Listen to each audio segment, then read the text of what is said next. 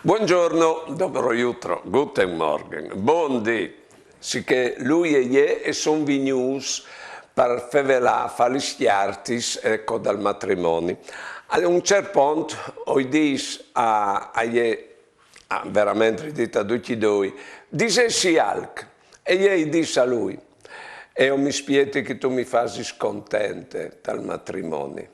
E dite sta attente, tu vas a cercare in lui, c'è che invece tu hai dichiarato tu, perché la contentezza nostra è tal savetia pa lis robis, savetia pa lis personis, ecco. Benon, il biela è che se lui non ti farà contente, tu darai la causa a lui, quanche di fatto in pratiche o se no la causa. Ecco.